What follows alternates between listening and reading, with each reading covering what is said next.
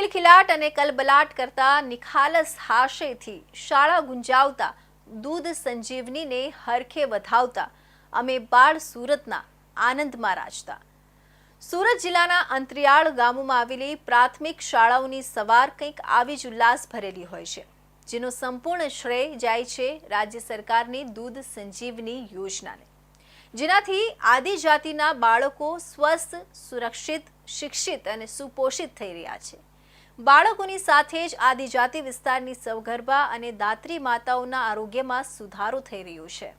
રાજ્ય સરકારના આદિજાતિ વિકાસ વિભાગ દ્વારા આદિવાસી વિસ્તારના બાળકો, સગર્ભા અને દાત્રી માતાઓની પોષણની સ્થિતિ સુધારવા વર્ષ 2006 અને 7માં એક મુખ્ય પોષણ પહેલ તરીકે રાજ્યના 6 તાલુકાઓમાં અને ત્યારબાદ વર્ષ 2014થી 2017 સુધીમાં આ યોજનાનો વ્યાપ વધારી રાજ્યના દરેક આદિજાતિ તાલુકાઓમાં દૂધ સંજીવની યોજનાનું અમલીકરણ કરવામાં આવ્યું છે।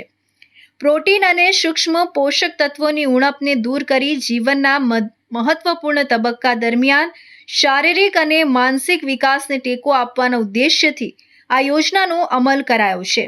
સ્વાદ અને સ્વાસ્થ્યનો સંગમ ગણાતા દૂધ વિશે આયુર્વેદના મહાન ગ્રંથ ચરક સંહિતામાં પણ આલેખાયું છે, જે અનુસાર શીર જીવનિયા નામ એટલે કે શરીરમાં જીવનીય શક્તિ વધારનારા જેટલા પણ આહાર દ્રવ્યો છે એ બધામાં દૂધ સર્વોત્તમ છે।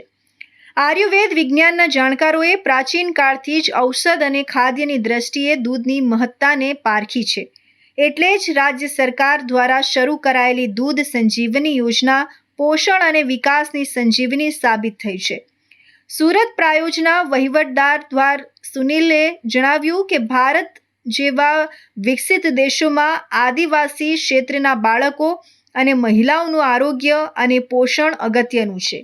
દૂધ એક સંપૂર્ણ આહાર ગણાય છે, એટલે જ રાજ્ય સરકાર દ્વારા આંગણવાડી, પ્રાથમિક શાળા અને આશ્રમ શાળાઓમાં અભ્યાસ કરતા બાળકોમાં વિટામિન, પ્રોટીન, કેલ્શિયમ અને ક્ષાર તત્વની ઉણપ દૂર કરી તેમના શારીરિક અને માનસિક વિકાસ માટે આ યોજના આશીર્વાદરૂપ સાબિત થઈ છે।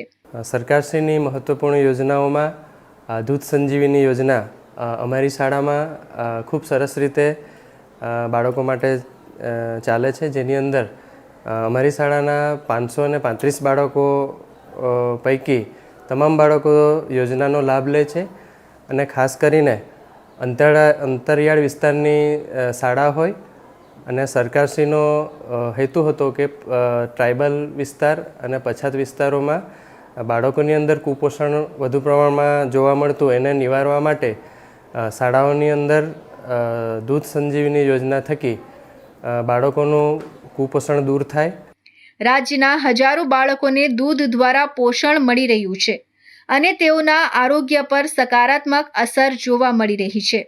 આ યોજનાના પરિણામે બાળકોમાં તંદુરસ્તી, હોશિયારી અને આત્મવિશ્વાસમાં વધારો જોવા મળ્યો છે।